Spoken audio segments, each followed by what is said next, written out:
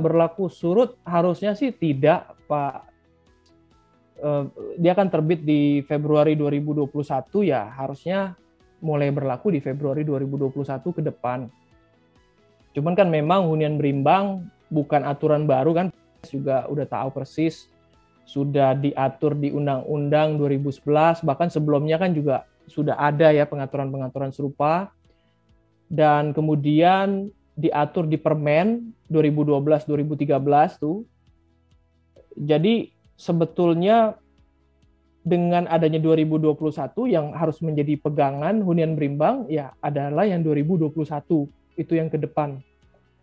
Nah, bahwa itu tidak realistis, ya itu Bapak yang pasti lebih tahu ya, apa hambatan-hambatan pengembang dalam menjalankan kewajiban hunian berimbang. Tapi kalau dari sisi saya melihat yang positif dari PP ini dan dari perubahan undang-undang terkait hunian berimbang itu adalah kesempatan dana konversi itu, yang sebelumnya kan tidak ada tuh. Nah, jadi ya itu mungkin yang saya rasa bisa menjadi solusi ya. Nah, tapi apakah nilainya kemudian memuaskan pengembang? Nah, itu juga saya nggak tahu itu. Ini kan baru kita lihat nanti bagaimana. Di situ kan tadi kita lihat bahwa rumus itu nanti diberikan oleh menteri dan kita belum melihat. Tapi kriteria penghitungan kan sudah ada juga di dalam peraturan ya, apa saja yang akan menjadi unsur-unsur yang akan masuk sebagai dasar perhitungan dana konversi ya, itu kita akan lihat tuh. Moga-moga sih bisa pas ya dengan harapan pengembang.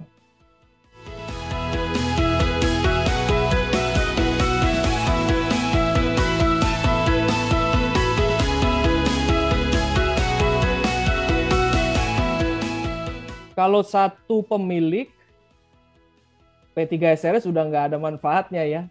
Kan P3SRS pemilik yang wajib membentuk P3SRS gitu ya. Tapi kalau 100% itu dimiliki oleh pemilik, sebetulnya tujuan Undang-Undang Rumah Susun kan bukan untuk itu ya. Maksudnya ya itu bisa terjadi. Dan kalau itu terjadi, jawaban sederhananya sih kelihatannya tetap wajib ya Pak. Karena undang-undang bilang wajib membentuk ya, tapi mungkin karena kalau itu dilihat sebagai, ya maksud saya begini, ketika si pemilik memiliki 100%, mungkin kan nggak ada yang melihatnya sebagai permasalahan besar kalau dia tidak bentuk ya, karena anyway dia yang kontrol semua karena dia pemilik 100%. Tapi mungkin kan suatu saat bisa jadi dia jual juga ya, dia jual sedikit-sedikit ya, kemudian menjadi banyak, kemudian ada pihak lain yang tinggal di situ ya. Pihak lain itu kan punya kepentingan ada P3SRS ya. Jadi jawaban sederhana, Undang-Undang Rumah Susun mewajibkan P3SRS ya. Meskipun dimiliki 100% oleh satu pemilik, Pak.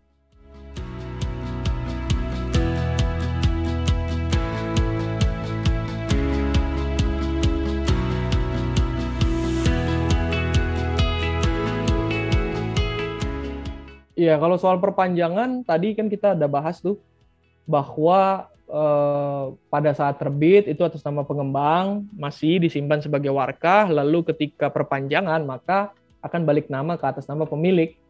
Ya kalau pemiliknya satu, ya balik namanya satu orang, Pak, betul. Yang tadi Bapak bilang itu. Ya harusnya memang begitu.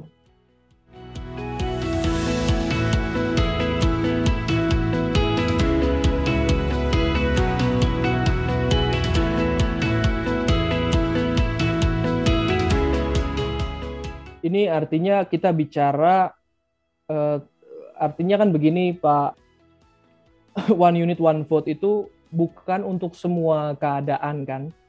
Kalau kita bicara hak suara P3SRS kan, saya yakin sudah tahu ada yang berdasarkan NPP, ada yang berdasarkan one unit one vote ya. Lalu tadi seperti yang saya jabarkan di terakhir tuh, ada juga yang berdasarkan jumlah kepemilikan sarusun, itu kaitannya dengan pembentukan struktur organisasi dan penyusunan ADART. Nah, pertanyaannya, bisa nggak itu ada cara lain nggak one unit one vote? Nah, one unit one vote itu kan untuk penghuni, Pak. Hak suara penghunian sebetulnya. Jadi cuma dua sebetulnya. Hak suara penghunian sama hak suara ketika pemilihan dan pemilihan pengurus dan pengawas. Yaitu diatur di peraturan pemerintah ya. Jadi solusi lain ya kita akan selalu bicara mengenai asas kebebasan berkontrak ya. Asas kebebasan berkontrak itu kan perjanjian ya. Jadi perjanjian mungkin bisa mengatur mengenai hal itu ya. Perjanjian pengikatan jual beli sejak awal mungkin sudah mengatur ya. Nah, jadi dalam arti pemilik atau penghuni kemudian seolah-olah memberikan hak suara. Nah, tapi kan kalaupun itu dilakukan dalam konteks perjanjian ataupun asas kebebasan berkontrak, kita kan juga sudah tahu bahwa itu panjang tuh. Itu kalau kita bicara hak suara kan artinya sudah di dalam forum ya, sudah di dalam forum. Padahal untuk menjadikan suatu forum itu kan kita sudah lihat diaturnya rigid sekali sudah di dalam peraturan menteri 2018 dan sekarang dimasukkan juga di 2021 itu ada panitia musyawarah ya. Panitia musyawarah wakilnya juga sudah diatur secara jelas. Jadi kalau kita bicara hak suara bisa apa enggak, itu kan udah panjang sekali. Jadi sudah banyak banget penghalang-penghalang lain sebetulnya yang memang akhirnya saya rasa sulit untuk mewujudkan perubahan itu ya. One unit one vote ya. Jadi saya belum tahu ada apa enggak. Salah satu cara yang bisa saya pikirkan mungkin bisa itu ya melalui perjanjian ya dengan dalih asas kebebasan berkontrak. Tapi kan tetap kita juga harus ingat bukannya tanpa risiko ya. Asas kebebasan berkontrak kan juga ada batasan-batasannya.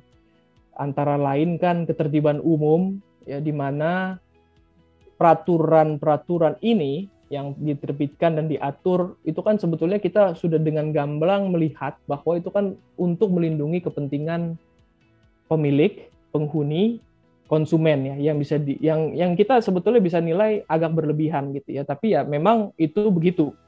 Nah, jadi kalau perjanjian melanggar ketentuan-ketentuan di dalam peraturan pemerintah atau di dalam peraturan menteri kan bisa dianggap melanggar ketertiban umum ya, sehingga klausul-klausul di dalam perjanjian yang mengatur pelanggaran-pelanggaran itu ya dianggap batal demi hukum misalnya ya, atau tidak bisa dijalankan.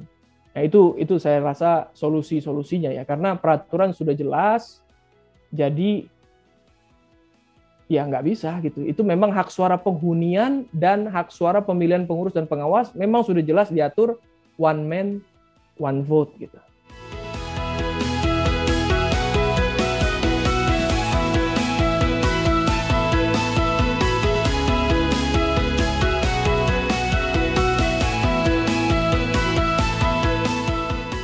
Ya, SEMA prinsip aja, Pak.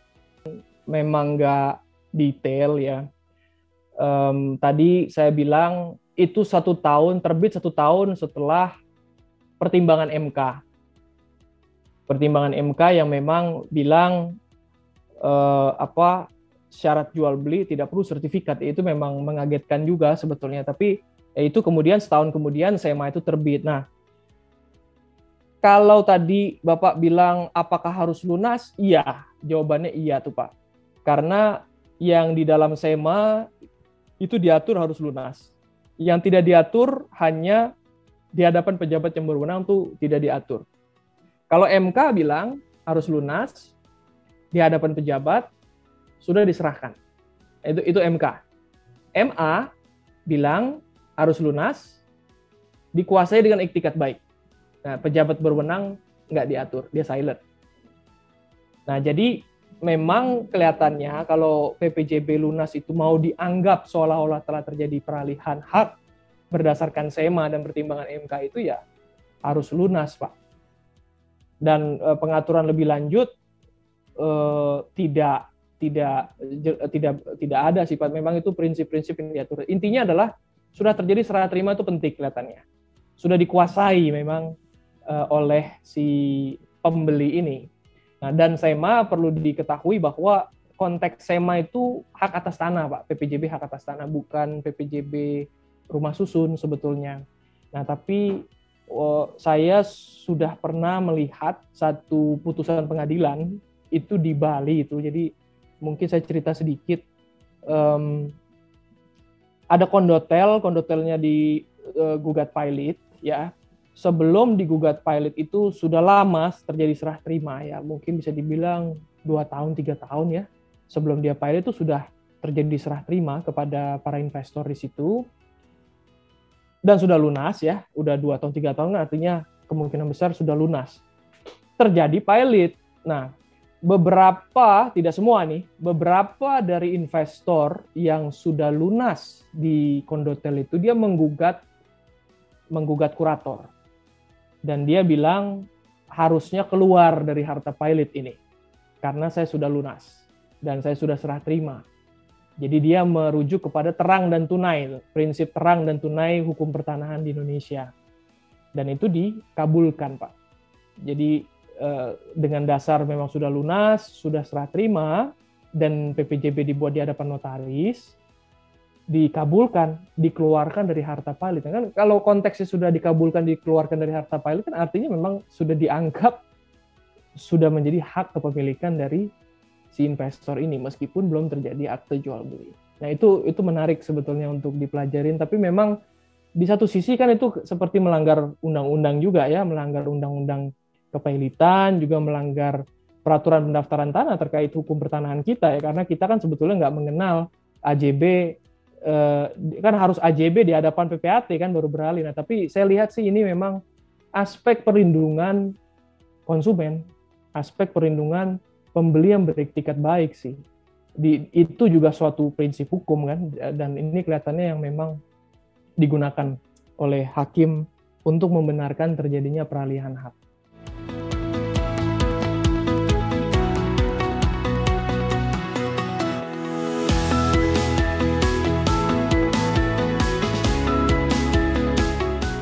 SKBG itu kan prinsipnya untuk rusun umum, Mbak ya, yang saya pahami sih itu. Jadi SKBG itu sebetulnya kan di atas aset negara, BMN, barang milik negara, di atas barang milik daerah, BMD, atau di atas tanah wakaf.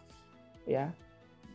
Caranya ada 2, dia bilang. Caranya entah sewa atau kerjasama pemanfaatan. Nah, untuk sewa itu boleh 60 tahun tuh. Jadi diatur di undang-undang, dan kalau kita lihat di peraturan menteri yang mengatur pengelolaan barang milik daerah itu diizinkan tuh. Karena biasanya sewa itu sebetulnya diatur hanya 5 tahun, tidak lebih dari 5 tahun. Nah, tapi untuk rumah susun khusus dikasih 60 tahun. Mengatasi kepemilikan rusun, kalau BUMN kan bukan barang milik negara, bukan barang milik daerah ya. Kalau BUMN kan artinya dia punya aset sendiri dan hak atas tanah sendiri, dia mungkin punya hak guna bangunan ya, BUMN. Nah, itu tergantung sih, kalau yang terlibat BUMN harusnya dia dilihat sebagai swasta biasa. Ya kan banyak juga ya BUMN properti yang menjual aset-aset properti yang berubah menjadi hak milik atas satuan rumah susun karena hak atas tanahnya memang memungkinkan itu ya. HGB berubah menjadi HMSRS. Nah, kalau SKBG yang membedakan dengan HMSRS itu dia nggak punya tanah, Pak. Jadi melalui sewa itu tadi. Jadi dia tidak punya tanah, dia boleh pakai tanah. Dasarnya pakai tanah apa? Sewa, bukan memiliki. Nah, HMSRS itu memiliki, kepemilikan tanah juga, tanah bersama. Itu yang membedakan. Jadi SKBG tidak punya tanah, tanahnya sewa. Nah, yang disewakan itu bukan BUMN sih. Sebetulnya BUMN memang bisa sewakan tanah ya.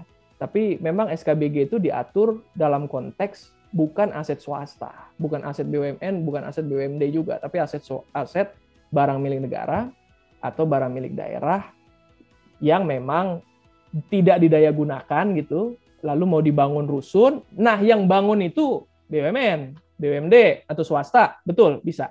Jadi seolah-olah seperti BUMN sewa ke Pemda, BUMN kemudian menjadi pengembang dan menjual SKBG sarusun. Nah, itu dalam konteks itu bisa. Jadi BUMN bekerja sama dengan Pemda atau pemerintah pusat. Nah, cuman pertanyaan Bapak kan mengatasi masalah atau enggak? Ya kalau kita melihat Jakarta kan juga pasti lebih tahu dari saya. Backlog paling tinggi di Indonesia kan Jakarta ya. Dan kalau kita bicara Jakarta kan kelihatannya nggak mungkin enggak kita selain bangun ke atas ya, hunian vertikal. Dan begitu banyak di Jakarta juga menurut penelitian tuh saya pernah baca di data BPS ya, Biro Pusat Statistik, itu yang tidak punya sertifikat ya, tidak punya kepemilikan, bukti kepemilikan sertifikat di daerah kumuh atau ya, apa. Nah, memang rumah susun murah kan artinya menjadi solusi, harusnya rumah susun yang murah, yang bisa dijangkau, tidak perlu HMSRS, ya SKBG Sarusun tadi yang ini. Nah, cuman kan belum ada nih Pak test case-nya ya, belum pernah ada, karena selama ini kan SKBG nggak diatur secara jelas. Nah, sekarang di PP 2021 kan sudah nih Pak, kalau kita lihat tadi detail sekali diatur. Positif itu kan Pak. Jadi ya kalau ini berjalan, harusnya dia bisa mengatasi masalah backlog ya, membantu masyarakat miskin punya tempat tinggal.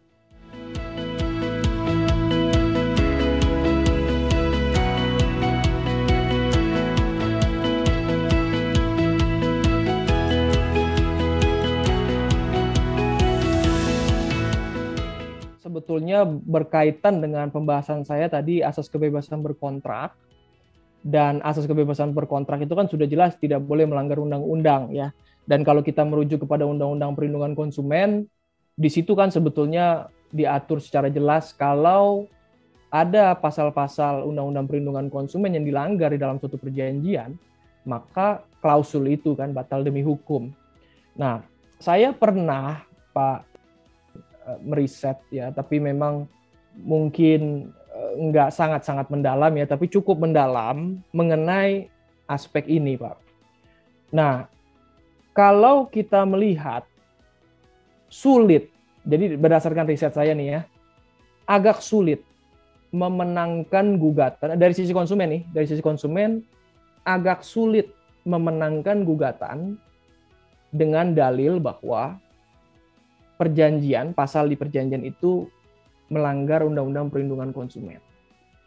Nah, dan itu saya pikir juga tahu kasus-kasus perlindungan konsumen yang betul-betul dimenangkan, seperti kayak kasus mengenai parkir ya, karcis parkir yang kemudian pengelola parkir digugat dan akhirnya menang di MA. Itu kan beberapa aja Pak ya yang kita dengar ya mungkin 10 atau kurang dari 10 yang betul-betul memenangkan konsumen dengan mengatakan bahwa terjadi pelanggaran.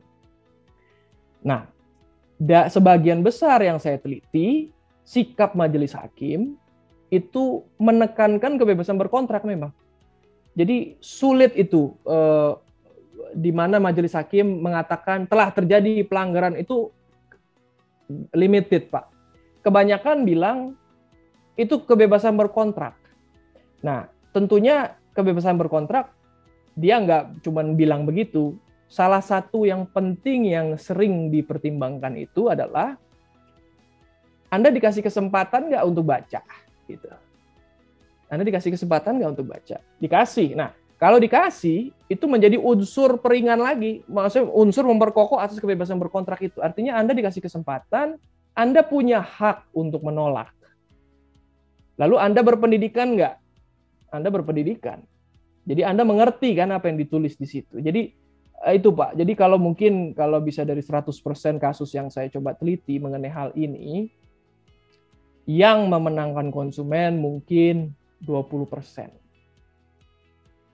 80% itu memenangkan ya siapapun itu yang di belakang yang pihak lawannya itu, intinya dengan asas kebebasan berkontrak, Anda sudah baca, punya kesempatan untuk baca, Anda berpendidikan ya, tidak ada yang memaksa Anda, ya Anda patuh gitu. Tapi saya juga melihat ada yang dengan sederhananya majelis hakim bilang PPJB melanggar Undang-Undang Perlindungan Konsumen, lalu melanggar Permen PPJB, sehingga batal demi hukum gitu. PPJB batal demi, ada juga Pak, ada juga. Tapi ada juga yang bilang, kalau Pak kan juga pasti tahu konsep pinjam pakai itu di satuan rumah susun kan suka dipakai ya. Lalu pinjam pakai tapi tetap Anda belum miliki tapi saya pinjamkan, tapi Anda wajib bayar cicilan. Kalau Anda default, saya berhak usir Anda kan dari situ. Digugat tuh, pernah juga ada kasus begitu karena dikosongkan oleh si pengembang, unitnya dikosongkan, dia gugat, lalu dia bawa undang-undang perlindungan konsumen juga seingat saya, lalu dikatakan oleh hakim, Anda sudah taken itu, memang ketentuannya kan ada begitu, Anda sudah setuju, ya Anda terikat gitu. Jadi nggak ada jawaban hitam putih nih, ini jawabannya abu-abu, case by case saya rasa ya, nggak bisa hitam putih nih, ini case by case dan tergantung aliran hakimnya juga menurut saya ya, hakimnya condong kemana nih, condong ke kebebasan berkontrak atau condong ke perlindungan konsumen. Nah itu kelihatannya akan dari situlah kemudian baru kita bisa tahu lah ini kita bisa dibatalkan atau tidak.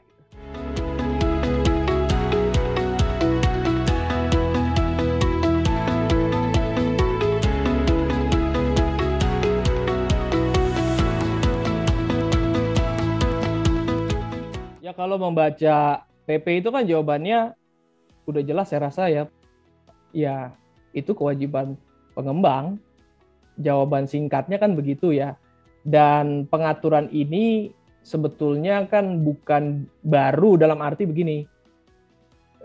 Di PP 88 pun diatur ya. Jadi ada kewajiban setelah P3 SRS serah terima, bahkan ini setelah serah terima ke P3 SRS itu PPRS dulu masih namanya ya.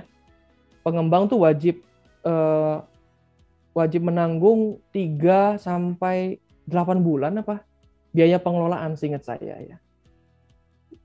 Nah, itu norma hukum ya. Tapi prakteknya bagaimana? Ada apa enggak? Ya pertama kan kalau memang pengembangan baru, pengelolaannya masih baru, penghuni masih sedikit, kan semua pasti memang di self finance oleh pengembang kan, saya pikir itu juga memang terjadi ya. Jadi pengembang tuh suffer kan sebetulnya kalau dia tidak cepat-cepat serah terima dan tidak cepat-cepat menerima service charge. Jadi sebetulnya ya banyak pengembang yang mau nggak mau harus tanggung sendiri dia karena belum mendapat pendanaan dari penghuni. Nah, tapi tentunya sekarang kalau pendanaan itu sendiri mau mengikuti 100% 2021, apakah betul begitu kan saya rasa jawabannya juga udah jelas enggak ya. Dan ini kan sudah berlangsung tahunan dan kita nggak tahu ini nanti pengawasannya bagaimana. Jadi kalau pertanyaan harusnya nanggung enggak? Ya jawabannya kan nanggung Pak, karena jelas di PP kan memang wajib nanggung sampai AJB.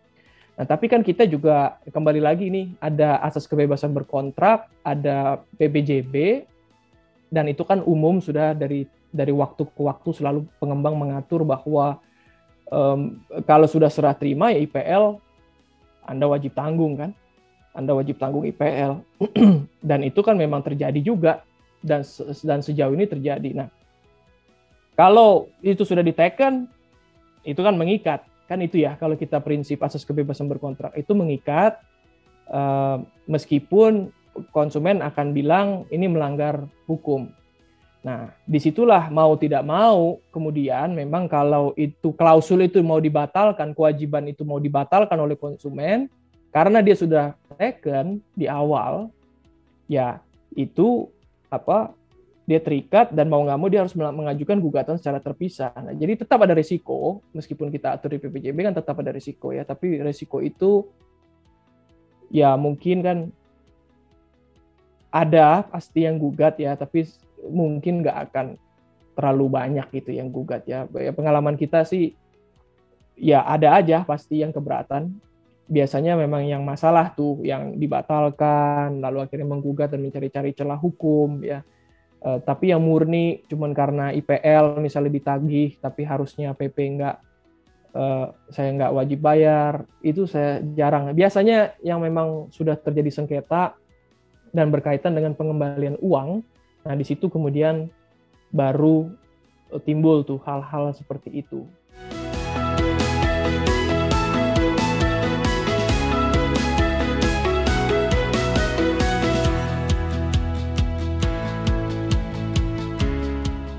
Prinsipnya kan satu tanah bersama, satu P3SRS ya.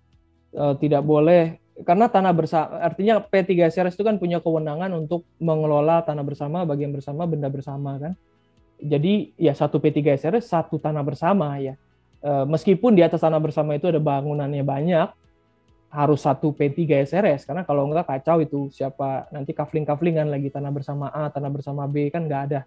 Satu tanah bersama ya satu P3SRS. Jadi mau di atasnya ada hunian doang, mau ada hunian sama komersil dan hotel dan lain-lain, sepanjang dia masuk tanah bersama, satu tanah bersama, dia satu P3SRS. Yang membedakan kan nanti cuman dalam struktur organisasi itulah yang kita bisa bentuk. Mungkin ada section yang ngurusin mall, ada yang ngurusin apartemen, ada yang ngurusin perkantoran mungkin, lalu pengelolanya juga tentunya beda ya, ada badan pengelola apartemen, kantor dan lain-lain. Itu bisa, itu nggak ada masalah. Struktur organisasi nanti bisa diatur, kepengurusannya juga bisa dipecah-pecah. Itu. Tapi kalau ditanya P3SRS berapa, jawabannya satu P3SRS, satu tanah bersama.